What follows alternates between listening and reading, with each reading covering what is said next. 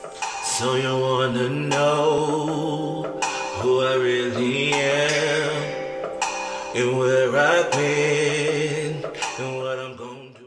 What is good, besties? It is your boy Joey Sings, and welcome back to my channel for a brand new video. If you guys are new here, what is good? What is up? How you doing, honey? Listen, you guys. So today we are diving into Ranboo's complete story on the Dream SMP. You guys, y'all requested this, and I'm super duper excited to get into it. So I'm gonna shut it on up. But before we do all that, I'm gonna need y'all to do something for me, honey. Go ahead and give this video a big old thumbs up. Smash that subscribe button if you haven't, as well as hit that bell so you guys can know when I upload brand new videos like this. Now let's get into the story, because I know it's about to be good. Alright, you guys, I have the video pulled up, and I'm pressing play. In this video, I explain the entirety of Ranboo's character with all the fluff cut out and only the important stuff left in to make it easier for you guys to figure out what's going on with this extremely complex character. If you're more of these videos, feel free to subscribe and I will deliver, because everyone who quite literally likes my videos isn't subscribed, and I'd appreciate it if you were. Ranboo joined the Dream SMP pretty recently, but he's quickly become the fan favorite of the server. And before we dive into the actual story, we have to highlight a few character traits and quirks that he has, so that the story itself makes more sense. If you want to skip straight to the story though, go to this timestamp. Ranboo canonically has memory issues, both long and short term, which means he finds it hard to recollect even who his friends are, who's good and who's bad, and what he himself has done. To try and counteract this though, he made what he calls memory books. These are books in which he documents all of his interactions, thoughts, and actions. Oh, wow. That just made me now look at Ranboo's character in the Dream SMP, his persona, his person, so different. Because I was trying to figure out why he kept going back and forth between helping Dream and helping Tommy and helping Nick. And I was like, okay. Now it makes sense. Wow. Okay. One fake one and one real one. The fake book was to act as a decoy if anyone else to see his book, and was called Memory Book, whereas the real book was named Do Not Read and has his true intentions, thoughts, actions, and motivations. These were his two main books for a long time, but he later on got a third and an alleged fourth book under certain circumstances, which we'll get to later. Ranboo is also part Enderman. It's thought widely that he's half Enderman and half Ghast, but Ranboo said in the past that this isn't true, and that even he doesn't know what the other half of his character is. His Enderman side, though, gives him certain Enderman-like qualities and preferences. For example, wow. That Ranboo canonically hates water and he dislikes going in it without armor. He always tries to stay indoors or wear a helmet when it rains, and it's also known that his own tears hurt him when he cries. In addition to all of these things, Ranboo can pick up any block by punching it with his hand, a lot like Soul Touch, but with the added ability to pick up more blocks than normally possible, like mob spawners. He also dislikes eye contact and has been heard to make the Enderman noises when panicking. Ranboo, both canonically and IRL, joined the Dream SMP completely unprepared to do so. He wasn't planned to join and instead was whitelisted while he was streaming after being asked to join while he was streaming.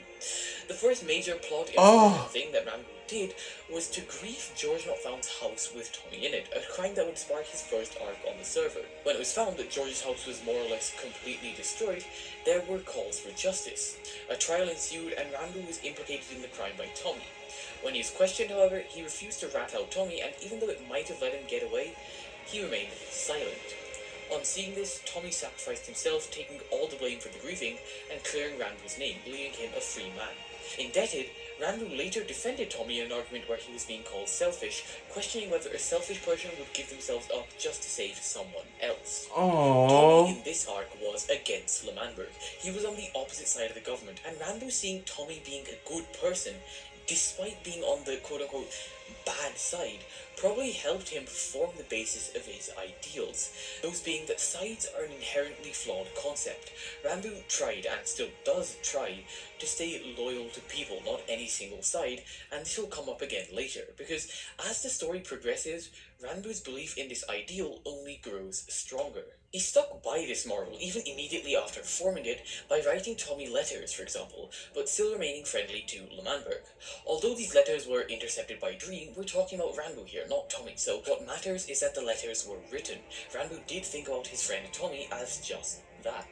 a friend. Around this point, the Exile in It arc was still Oh, going wow. on, and Lamberg still wanted revenge on the man who had unleashed withers on their nation and toppled their government, no matter the cost. Ranboo was roped into this mess and became a very last-minute member of the Butcher Army, which was a group of people dedicated to hunting and killing Technoblade, or at least bringing him to justice. He was one of the least aggressive members of the Butcher Army, but was a part of it nonetheless, presumably because of his allegiance to Tubbo. However, just because Lamberg, and thereby Tubbo, disliked Techno didn't mean that Ranboo disliked Techno, or harbored any bad feelings towards him. After all, Ranboo wasn't a part of Lamberg when it was being destroyed by Techno and Wilbur, so he didn't really have a grudge against the then pacifist pig. He later gave Techno a lot of his items back, like his armor, and that was a move that most would view as treason, but Techno just saw it as a decent thing to do for a person who needed help. Again, he held no grudges. Techno then forgave Ranboo, making both of their views of each other positive, making Ranboo much more open to helping Techno. This will come up again in a bit. I love this. Ranboo's story falls into a bit of a lull. He was killed by a llama named Clarencio, who spat him to death, which is why he now hates llamas. Just another day on the Dream SMP. Wow. Anyway, Ranboo was decorating for festival at Lamberg, which I don't like llamas either, since you done killed Ranboo. Excluding Tommy and Techno. While he was decorating for the celebrations, Ranboo found his second memory book, Do Not Read, missing and immediately started panicking. He had documented his every move in that book, and he knew that if Lamberg found out that he had helped, no, outright given Techno his items back, that he would be seen as a traitor. Given the country's killing Tubbo history with executing traitors, this made Ranboo uneasy, and he spiraled and devolved more and more, looking for the book in every chest he could find, worsening with every failed search. Finally, however, he found the book in a double chest in his own house, and without thinking, took it back, relieved to have found it. As he started to go about I just got nervous for him. He realized something. He hadn't kept the book there. He hadn't placed his most prized possession in the chest. That wasn't him. That was someone else. Someone else who had gotten their hands on the book. Someone else who might know of his actions, who might out him as a traitor. These thoughts swirled in Ranboo's head. He made a panic room out of obsidian near what was left of Lamberg. He filled it with comforting signs, and it seems that the obsidian itself comforted him. And my theory on this is that the Endermen hide near the obsidian pillars at the end to try and stay safe from the dragon, so naturally Ranboo feels safe around obsidian. The next day was the day of the festival, and since Ranboo held both Techno and Tommy as friends in his mind, he agreed to feed them intelligence and help them to kill Dream. He told the duo that Dream would attend the festival, and that he was apparently going to follow the age-old tradition of no armor in Lamberg. That second part ended up being false, with Dream showing up in full netherite armor and starting to build obsidian walls around Lamberg. Neither Techno nor Tommy blamed Ranboo for this wrong information, and instead Ranboo simply watched from the sidelines as Tubbo and Tommy fought, and then as Dream manipulated the situation. Dream said that the reason he was building the walls around Lamberg was that Tommy had blown up the community house, one of the oldest and most important structures on the server, causing tensions to rise. Yes! I remember that. Let me tell y'all something, baby. Dream is a master manipulator. He had everybody messed up in the head. Ooh, oh my goodness. He targeted Tubbo, trying to make him even more insecure. He declared that Ranboo was a traitor and that he had been working against Tubbo this entire time. Given that the last thing he could remember himself doing was helping Tommy and Techno, Ranboo was at a loss for words and turned to his memory book to try and come up with a response to Dream. He opened the first page though, and found it blank, completely wiped clean, except for one smiley face. The next page was the same, and the next after that, and after that, and as Ranboo flipped frantically through the book, looking for something, anything that he could remember to read, Dream laughed and handed Tubbo the actual memory book, completely exposing Ranboo's supposed treachery. In the heat of the moment, the betrayal was brushed off for more pressing matters, but later Ranboo got into an argument with some of the other server members over his concept of morality and allegiance, leading to Puns getting annoyed at him and calling him selfish and indecisive, saying that he was helping no one by not picking sides in conflicts and only making things worse. This argument got worse and worse, and eventually Ranboo left to go into his panic room to try and calm down and cool off. As he was reading the signs and slowly coming back to normal, however, Ranboo heard a voice in his head. It sounded like Dream's voice, and it told him that he had blown up the community house, that he really had betrayed his friends, and that in his effort to stay loyal to his people, he had betrayed them all. Ranboo tried to argue against the voice, saying that he hadn't done any such thing, that he had documented such an action in his memory books, but the voice simply made him lose faith in his books. Ranboo's books, his anchors, the things he trusted the most and used as his rock, could no longer be fully trusted in his eyes, and this started to make him spiral downwards, until he eventually asked the voice in desperation what he could rely on, if not the books. The voice only replied, "Definitely not yourself. I'm not even real," before disappearing, making Ranboo spiral even further, making him think he was crazy, and making him incredibly insecure. The day after these events was Doomsday, the day on which Techno and Dream had promised to completely destroy L'Manberg. Ranboo vowed to fight alongside the L'Manbergians against the Techno-Dream alliance, and could only stand and watch in horror as the entirety of L'Manberg was destroyed by withers and TNT rain. He also saw Nikki, a person he had trusted and looked up to, burning down the L'Mantree, and this only furthered his hatred for Sides, and convinced him that even the best people would and could be corrupted by the flawed logic of division during conflict. Ranboo's house was also destroyed during the Doomsday TNT shower, and he found himself homeless after the dust had settled. Phil contacted Ranboo after this, knowing that he was trustworthy, and offered him a place to stay. Ranboo, trusting both Phil and Techno, despite their differences in previous conflicts, agreed to the offer and hence joined the Arctic Anarchist Commune, slowly becoming closer and closer to Techno and Phil every day. After having settled into his house in the commune, Ranboo went back to L'Manberg's crater to try and retrieve his items. He went to his panic room, which was still standing, being made out of obsidian, and started to try and pack up when he started to spiral again, eventually hearing the voice in his head again. Ranboo asked the voice why it was back, to which the voice replied that it had always been a part of him, and that Ranboo only listened to it consciously in the panic room. This shook Ranboo, but the voice continued, accusing him of blowing up the community house once more, and even of helping Dream gather the TNT that was later used to blow up L'Manberg. Ranboo denied this again, saying that his memory book showed no record of any such thing, and that it couldn't have been him.